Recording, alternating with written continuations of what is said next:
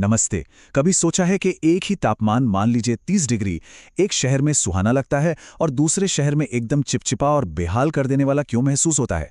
आज हम तापमान और नमी के बीच के इसी अदृश्य लेकिन बहुत मजबूत रिश्ते की गुत्थी सुलझाएंगे जो हमारी दुनिया को आकार देता है। चलिए शुरुआत उस जानी पहचानी चिपचिपी गर्मी वाले एहसास से करते हैं। ये एक ऐसी पहेली है जिसका जवाब किसी किताब में नहीं बल्कि हमारे अपने रोजमर्रा के अनुभव में ही छिपा है। तो सवाल सीधा सा है, 90 डिग्री फ़ारेनहाइट मियामी में इतना परेशान क्यों करता है, जबकि फीनिक्स में वही तापमान काफ़ी हद तक सहने लायक होता है। इसका जवाब हमारे चारों ओर की हवा में मौजूद एक छिपी हुई चीज़ में है, और आज हम उसी राज से पर्दा उठाने वाले हैं। अच्छा, इस पहेली को सुलझाने के लिए सबसे पहले हमें हवा में छिपी हुई नमी को नापने का तरीका समझना होगा। इसे नापने के दो बिल्कुल अलग-अलग पैमाने हैं, और मजे की बात यह है कि दोनों हमें एक अलग ही कहानी बताते हैं।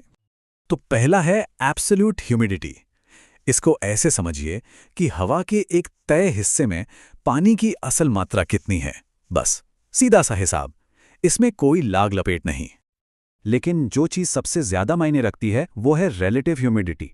ये पानी की कुल मात्रा नहीं बताता, बल्कि ये बताता है कि हवा अपनी पानी रखने की कुल क्षमता के कितना करीब पहुंच चुकी है, मतलब कितनी फुर है।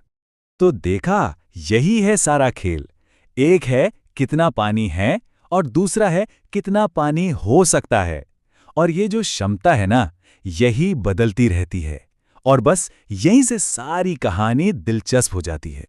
तो अब आते हैं इस कहानी के सबसे जरूरी हिस्से पर कि आखिर तापमान का इस क्षमता से क्या लेना देना है, वो इसे कैसे बदलता है। चलिए एक आसान सा उदाहरण लेते हैं। सोचिए कि हवा एक स्पंज की तरह है। यकीन मानिए, इस एक उदाहरण से सब कुछ एकदम साफ हो जाएगा। अब देखिए, ठंडी हवा एक छोटे स्पंज जैसी है, कम पानी सोखती है। लेकिन जैसे ही हवा गर्म होती है, वो एक बहुत बड़े स्पंज में बदल जाती है, जो कहीं ज्यादा नमी अपने अंदर रख सकती है। कुछ समझ आया? मियामी की चिपचिपी गर्मी का राज यहीं छिपा है। और बस यही है वो गोल्डन रूल। हवा जितनी गर्म होगी, उसकी नमी को पकड़कर रखने की ताकत उतनी ही ज्यादा होगी।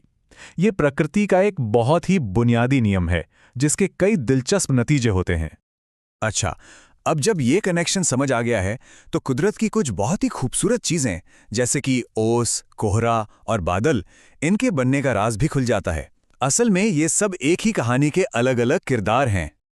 यहाँ एक और दिलचस्प कॉन्सेप्ट आता है, ड्यू पॉइंट। इसे ऐसे समझिए कि ये वो टेम्परेचर है जिस पर हमारा हवा वाला स्पंज पानी से एकदम लबालब भर जाता है, मतलब 100% फुल। अब उसमें एक बूंद भी और रखने की जगह नहीं है, तो उसे पानी को बाहर निकालना ही पड़ता है। अब देखिए, ओस कैसे बनती है। दिन में हवा गर्म है, यानी स्पंज बड़ा है और उसमें खूब नमी है। रात हुई, जमीन और हवा ठंडी होने लगी। अब क्या होगा, वो स्पंज सिकुड़ने लगेगा, और जो एक्स्ट्रा पानी है वो बाहर निकलकर बूंदों की शक्ल में पत्तों और घास पर जम जाता है, और सुबह हमें वही खूबसूरत ओस की बूंदें दिखाई देती हैं।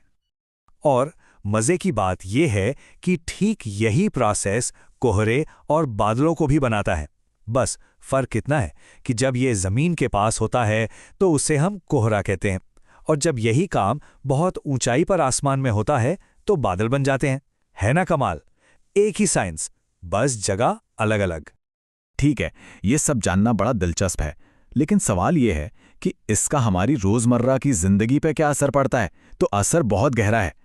ये अदृश्य सा दिखने वाला कनेक्शन हमारे मौसम से लेकर हमारे आराम तक हर चीज को कंट्रोल करता है। और यहीं पर तस्वीर में आता है हीट इंडेक्स, या फील्स लाइक टेम्परेचर। चलिए वापस मियामी वाले उदाहरण पर चलते हैं। वहां 90 डिग्री इतना बेहाल क्यों करता है? क्योंकि हवा में नमी इतनी ज्यादा होती है कि हमारा पसीना आसानी से सूख ही नहीं पाता, और इसी वजह से शरीर ठंडा नहीं हो पाता और हमें वो चिपचिपी घुटन वाली गर्मी महसूस होती है। तो ये जो टेम्परेचर और ह्यूमिडिटी का कनेक्शन है ना, इसे समझना बहुत ज़रूरी है। चाहे वो मौसम विभाग हो जो बारिश की भविष्यवाणी करता है, या किसान जो अपनी फसलों की प्लानिंग करते हैं, यहाँ तक कि क्लाइमेट चेंज को समझने और हमारी अपनी सेहत के लिए भी ये जानना बेहद ज़रूरी है। और अब एक आखिरी लेकिन बहुत ज़रूरी बात पर गौर करते हैं। जैसे जैसे हमारा प्लैनेट गर्म हो रहा है, हवा का वो स्पंज भी लगातार बड़ा होता जा रहा है, मतलब वो और ज़्यादा नमी थाम सकता है। इसका असर उन सभी सिस्टम्स पर पड़ रहा है जिन पर हमारी जिंदगी टिकी है। तो ये हमें एक बड़े सवाल के साथ छोड़ जाता है कि ये अदृश्य कनेक्शन आने वाले वक्त में हमारी दुनिया को किस तरह से नया आकार देगा।